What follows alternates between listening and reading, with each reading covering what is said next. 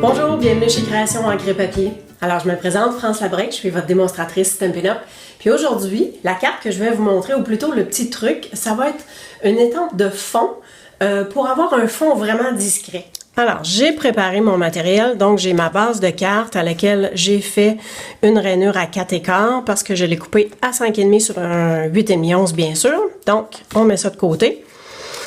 J'ai ma partie du fond, que c'est sur ça qu'on va ancrer. J'ai mes petites cordes pour faire les boucles, puis mon vœu. Oups! Alors, un grand merci à laquelle j'ai répété la fleur. Le jeu d'étampes qu'on va se servir, c'est Penned and Painted. Alors, c'est en 2 ou même 3 étapes à lesquelles on peut faire nos fleurs.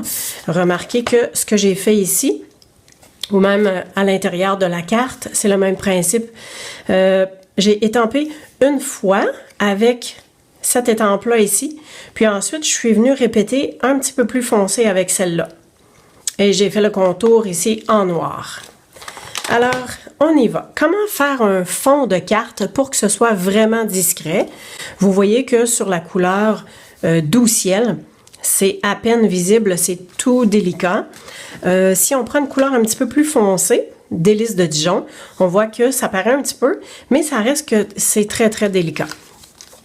Si on veut avoir sur un papier plus foncé, puis on veut que ça paraisse un peu plus, alors là, on vient tout simplement l'embosser. Alors, la couleur ici, c'est Denain Dandy. Et ce qu'on va avoir besoin, c'est l'encre Versamark, tout simplement avec nos étampes. Alors, j'ai les étampes de contour. J'ai vraiment pris les deux sortes de fleurs avec les feuilles.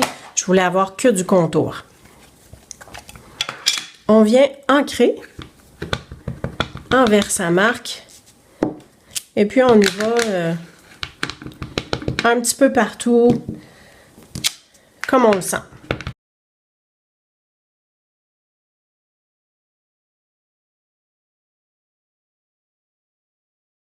Alors, si on peut bien voir, on voit que ça fait vraiment juste, c'est du ton sur ton. Je pense que je vais l'embosser également avec la poudre transparente.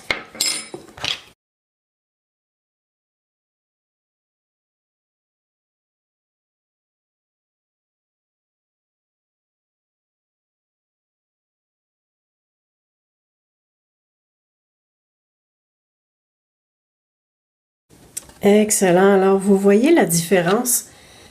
Ben, d'un, ça devient luisant. Ça fait super beau. Puis, ça fait ressortir encore plus au niveau du motif.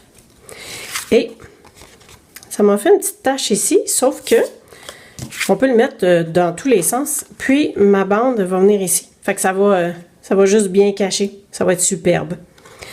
OK. Ben, en fait, le truc, c'était ça. À vous de voir si vous voulez embosser ou tout simplement ancrer en Versamark et laisser ça comme ça. Alors, pour la suite, ben, on va faire le montage de la carte. Les étiquettes sont faites à partir des framelits plein d'étiquettes. J'ai pris celle-ci pour la grandeur. En fait, vous prenez celle que vous voulez. Puis, vous voyez que je l'ai tout simplement coupée en 2. Alors, pour une découpe d'étiquettes, j'en avais 2 pour faire le remerciement de mes cartes. Alors, c'était dans ce sens-là parce que je voulais cacher ça ici.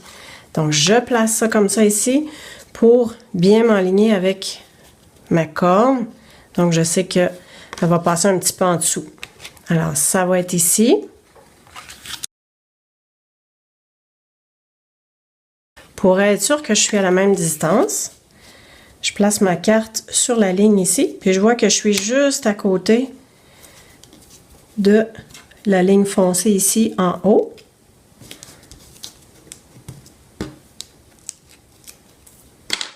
Et je prends mon autre bout de ficelle pour l'amener ici. Bon. Et de là, je vais être capable de faire ma boucle.